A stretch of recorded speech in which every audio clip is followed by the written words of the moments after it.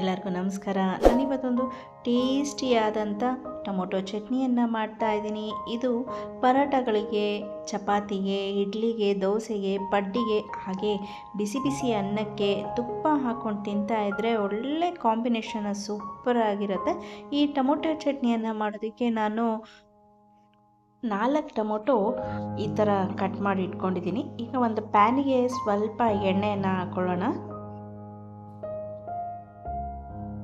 ಸ್ವಲ್ಪ ಎಣ್ಣೆ ಬಿಸಿ ಆದ ನಂತರ ಹೆಚ್ಕೊಂಡಿದ್ದಂಥ ಟೊಮೊಟೊಗಳನ್ನೆಲ್ಲ ಹಾಕ್ಕೊಂಡು ಮೀಡಿಯಮ್ ಫ್ಲೇಮ್ನಲ್ಲಿ ಇಟ್ಕೊಂಡು ಫ್ರೈ ಮಾಡ್ಕೋಬೇಕಾಗತ್ತೆ.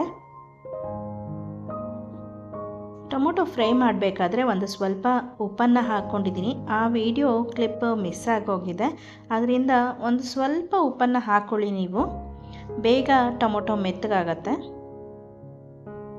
ನೋಡಿ, ಇಷ್ಟು ಫ್ರೈ ಆಗಿದೆ, ಟೊಮೊಟೊ ಎಲ್ಲ ಮೆತ್ತಗಾಗಿದೆ.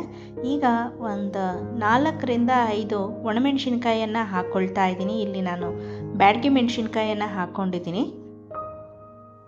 ಬೇಕಾದರೆ ಗುಂಟೂರು ಮೆಣಸಿನ್ಕಾಯಿ ಕೂಡ ಹಾಕ್ಕೋಬೋದು.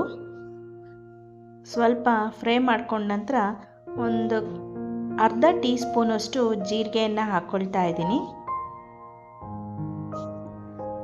ಜೀರಿಗೆ ಹಾಕೊಂಡ ನಂತರ ಸ್ಟವನ್ನು ಆಫ್ ಮಾಡ್ತಾ ಇದ್ದೀನಿ. ಸ್ವಲ್ಪ ತಣ್ಣಗಾದ ಮೇಲೆ ಒಂದು ಚಿಕ್ಕ ಬೆಳ್ಳುಳ್ಳಿಯನ್ನು ಬಿಡಿಸಿ ಹಾಕ್ಕೊಂಡಿದ್ದೀನಿ. ಹಾಗೆ ಒಂದು ಸ್ವಲ್ಪ ಕೊತ್ತಂಬರಿ ಸೊಪ್ಪನ್ನು ಹಾಕ್ಕೊಂಡು ರುಬ್ಕೊಂಡು ಬರ್ತಾ ಇದ್ದೀನಿ.